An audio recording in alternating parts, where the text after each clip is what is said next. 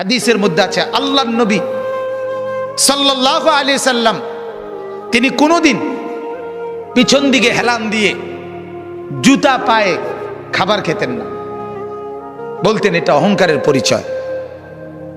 আল্লাহর নবী সাল্লাল্লাহু আলাইহি সাল্লাম দুই হাঁটু তুলে পিঠ সোজা রেখে মাথা ঝুঁকায়া এরপরে খানা খেতেন, হাদিস।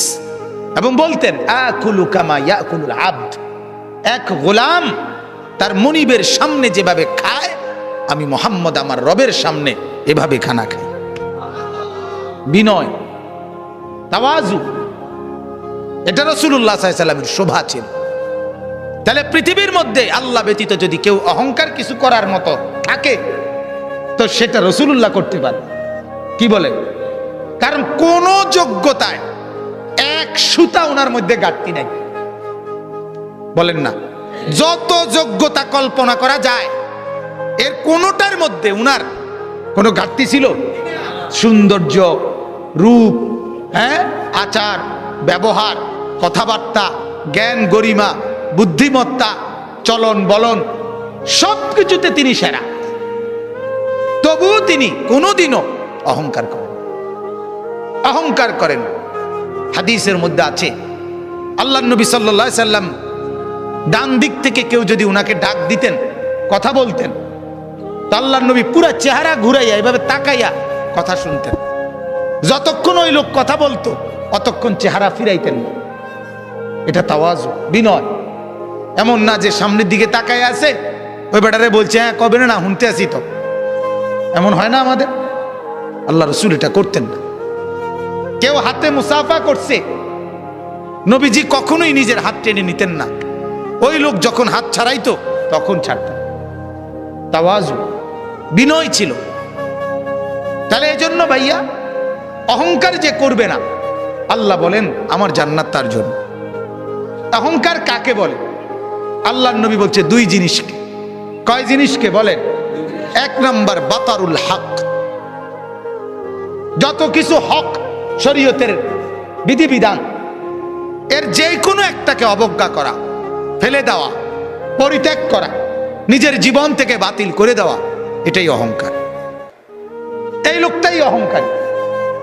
এজন্য যত যুবক, যত মুসলমান নামাজ পড়ে না, সেজদা করে না, এরা অহংকারী। কারণ এটা হক, সত্য বিধান ইসলামের, এটাকে সে অস্বীকার করছে, অবজ্ঞা করছে। এই অহংকারী যত শুদ্ধ কথাই বলুক, ডিগ্রি 18 কিসিমের ডিগ্রি লোক, কথা বুঝেন, সে আপনার অভদ্র। সেজদাবিহীন কোনো মানুষ ভদ্র হইতে পারে না। নামাজবিহীন কোনো সন্তান, কোনো মানুষ ভদ্র হইতে পারে না, হতেই পারে না, হতেই পারে। আল্লাহ ইবলিসের পরিচয় বলছে কোরআনে। আল্লাহ বলছে ইবলিসকে জানো? ইবলিস সে যে সেজদাকারীদের অন্তর্ভুক্ত ছিল না। লাম ইয়াকুম মিনাস সাজিদিন, সেজদাকারী নয় যে, তার পরিচয় ইবলিস। অতএব দোস্ত, তুমি তোমার পরিচয় ঠিক করো, তুমি মানুষ কিনা না ইবলিস, সেজদার ভিত্তিতে প্রমাণ হবে, সেজদার ভিত্তিতে প্রমাণ হবে। ফারকু মা বাইনানা ওয়া বাইনাল কুফরি আস-সালাহ। আল্লাহর নবী বলেন আমি আর আমরা, ঈমানদার আর বেঈমান পার্থক্য নামাজ। কি নামাজ? সালাত, নামাজ। আমি প্রায় বলি আগা কাটা না, আগা কাটলে মুসলমান, আগা না কাটলে মুসলমান না। না, আগা কাটার ভিত্তিতে কি না মুসলমানের হিসাব কিতাব, ওইটা একটা সুন্নত আমল, এটা একটা জরুরি আমল। কিন্তু মুসলমান আর বেঈমানের পার্থক্য সেজদা। কি বলেন না? সেজদা, সেজদা, নামাজ। প্রত্যেকটা বিধান। যে সুদ খায় সে অহংকারী, যে ঘুষ খায় সে অহংকারী, যে মিথ্যা বলে সে অহংকারী, যে অশ্লীল ছবি দেখে, নর্তকীর নাচ দেখে সে অহংকারী, যে মা বেপর্দা চলে ওই মা অহংকারী, যে বোন বেপর্দা চলে ওই বোন অহংকারী, যে বিবি বেপর্দা চলে ওই বিবি অহংকারী, যে ঘরে রঙিন টেলিভিশন চলে ওই ঘরওয়ালারা দেমাগি, অহংকারী। আর আল্লাহকে পরোয়া করে না। আর আল্লাহকে মূল্যায়ন করে না। আর আল্লাহ বলেন আমার সাথে যে অহংকার দেখায় কাসামতুহু, আমি তারে এমন ভাবে ধরি এক আষাঢ়ে আমি সোজা করি। আল্লাহ বলেন আমারে চেনো নাই, তো বোঝোই নাই আমাকে। ওয়ামা কাদারুল্লাহ হাক্কা কদর। আল্লাহ বলে আরে মানুষ তোমরা আমারে চেনো না, আন্দাজ করো না, আন্দাজ করবা। আমি রহম করছি, আমার নাম যেমন রহমান, আমারই নাম কাহার। আমার নাম যেমন রাহিম, আমারই নাম জব্বার। মনে রাখ, আমার দোনো নামের অর্থ শুনে নাও। আমার রহমান নামের অর্থ কি এটাও জেনে নাও, আমার জব্বার নামের অর্থ কি এটাও জেনে নাও। আমার রাহিম নামের অর্থ শোনো, আমার কাহার নামের অর্থ শোনো, তাইলে আন্দাজ করবা। আর আমি ভাগ করে রাখছি কখন আমি রহমতের আচরণ করব, কখন আমি কাহারের আচরণ করব, এটাও আমি ভাগ করে রাখছি। দুনিয়ায় আমি রহমতের আচরণ করি, তোমারে দুগা ভাত খাওয়াই, তোমারে এত চুরি ডাকাতি, এত মিথ্যা, এত চুরি, এত মোবাইল, এত অশ্লীলতা, এত গান বাদ্য, এত নাচ গানের পরেও ছেলেপেলেরা মনে করে কই মাতে তো না কেউ। বুঝেন নাই কথাটা? আল্লাহ কিচ্ছু তো কই কই এর মলে কি থাপড় দিল নইলে, দুই একটা আচার দিল নইলে, কিচ্ছু তো কয় না। আমি তো আমার নাফরমানির উপরে তো আমি বহাল তো বিয়েতে কি আছি।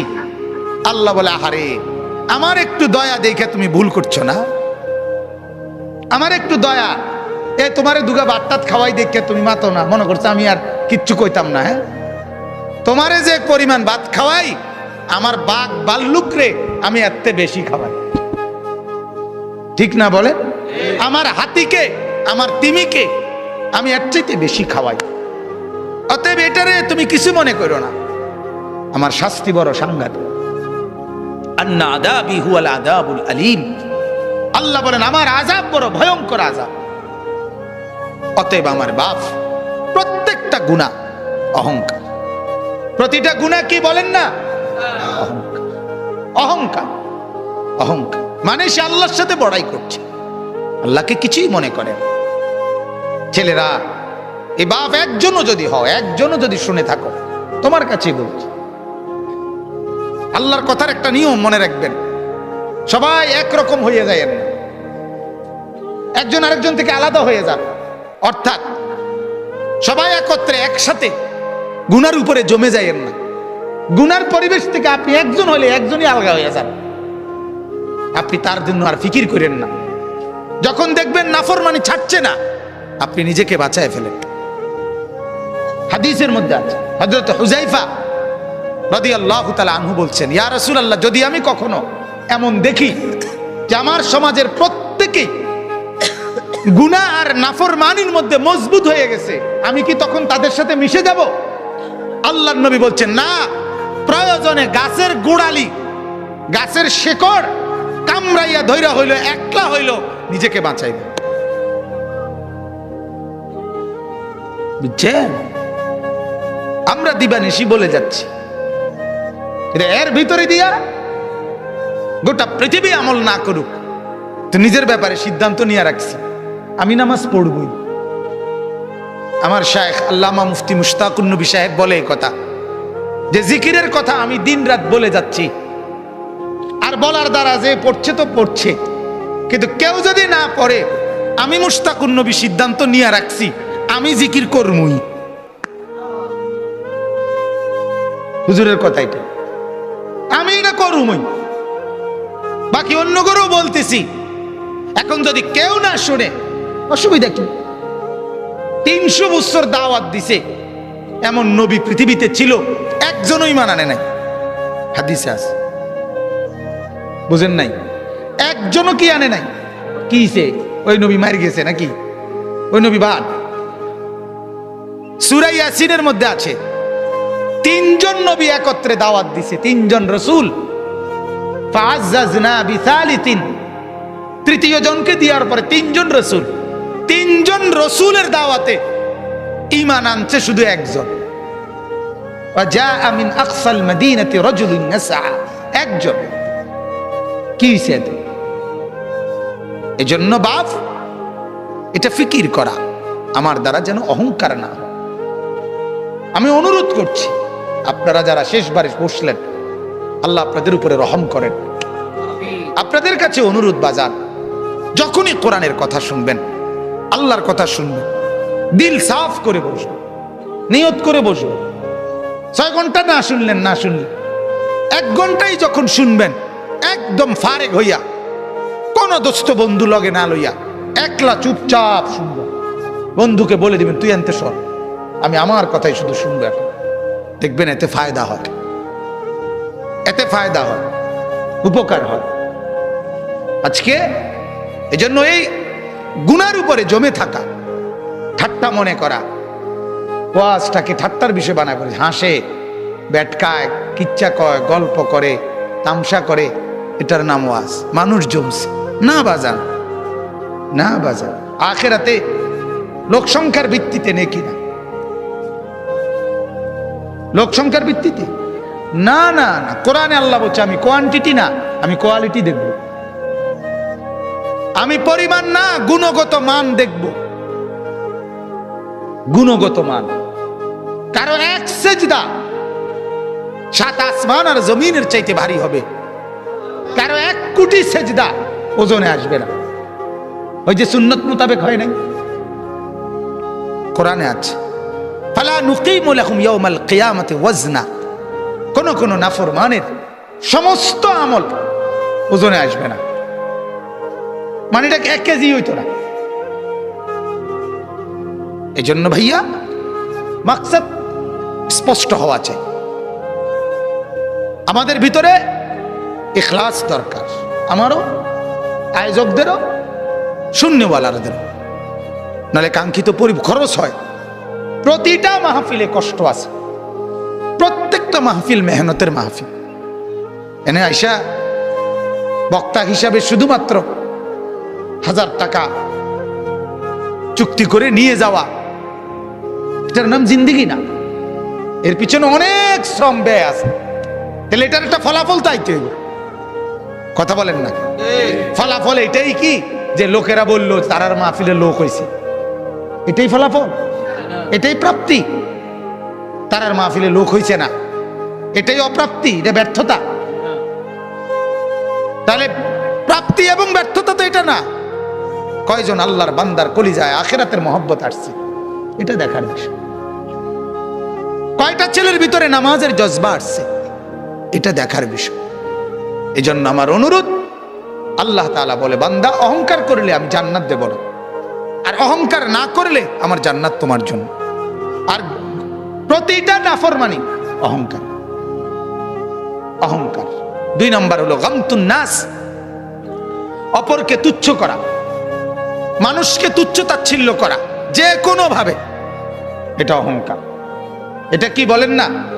অহংকার। অতএব আল্লাহ বলেন অহংকার করবে না, আমার থেকে জান্নাত বুঝে নিবা। আর আমি অল্প কথার জন্য বললাম, অহংকার 2 জিনিস। আল্লাহ আল্লাহর রসুলের কোনো নাফরমানি হওয়া, এটাই অহংকার। আর মানুষকে হেয় করা, এটাই অহংকার। আমরা দ্বিতীয়টা যদিও কিছুটা বুঝি, প্রথমটা বুঝি না। বুঝেন নাই কথাটা? একজন আরেকজনের হেয় করা, এটা যে অহংকার কয়, এটা মোটামুটি সবাই বোঝে। এটা কইতেও পারে একজন, বেটা বেটাগিরি দেহ হুডাঙ্গিরি মারো, হ্যাঁ। কিন্তু মূলত দুটোটাই অহংকার, গুনাহ অহংকার। কারণ গুনাহ মানেই তো হলো তুমি আল্লাহকে কি করছো না, পরোয়া করছো না। মেম্বাররে ভয় করছো, অথচ মেম্বার সামনে নাই, অথচ আল্লাহ তো সামনে। চেয়ারম্যান রে ভয় করছো, অথচ চেয়ারম্যান তো সামনে নাই, আল্লাহ তো সামনে। আল্লাহ আমার সাথে আছে কিনা বলেন? আল্লাহ আমাকে দেখছেন না কখন? আল্লাহর আড়ালে আমি কখন? কথা কয় না। কোন সেকেন্ড, কোন পলক? 2 নম্বর, ওয়ালা ফাসাদান। আল্লাহ বলেন ফাসাদ যে করবে না। ফাসাদ কি? ফাসাদ মানে জুলুম। জুলুম কি? একই অর্থ, গুনাহ। অর্থাৎ আমার কাছে যা প্রাপ্য আল্লাহ আল্লাহ রসুলের পক্ষ থেকে, এর ব্যতিক্রম করাই জুলুম, এর ব্যতিক্রম করাই বিশৃঙ্খলা। একই অর্থ। অর্থাৎ এখন নামাজের ওয়াক্ত, এখন নামাজ না পড়া এটাই ফাসাদ, এটাই বিশৃঙ্খলা, এটাই সমাজের অশান্তির কারণ। হালাল খাওয়ার কথা, হালাল না খাওয়া, এটাই অশান্তির কারণ। সমাজের এত বিশৃঙ্খলা কেন? কেন? পঞ্চম শ্রেণীর ছাত্রী ধর্ষিতা, সপ্তম শ্রেণীর ছাত্র ধর্ষক, নির্যাতনকারী, নাউজুবিল্লাহ।